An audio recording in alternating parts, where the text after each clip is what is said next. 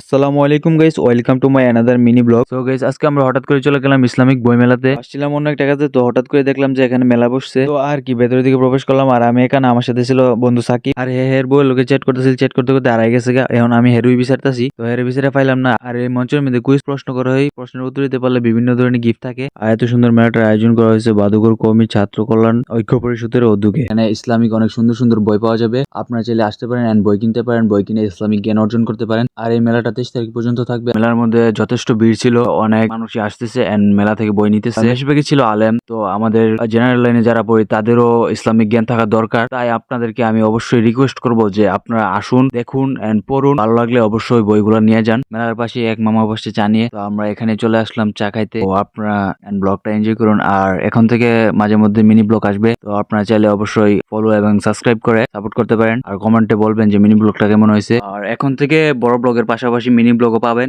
আর এই জায়গাটা আপনারা ব্রাহ্মণবাড়িয়াতে যারা আছেন তারা অবশ্যই চিনবেন। জায়গাটা হচ্ছে ব্রাহ্মণবাড়িয়া পুরো মুক্ত মঞ্চ। এন্ড মামার চাটা কিন্তু সত্যি অনেক ভালো হয়েছিল, মানে একদম ডিফারেন্ট। আর আপনারা চাইলে অবশ্যই এখানে আসতে পারেন এন্ড ট্রাই করতে পারেন। তো আপনাদের সাথে দেখা হচ্ছে অন্য কোনো ব্লগে। আপনারা সবাই ভালো থাকবেন। আল্লাহ হাফেজ।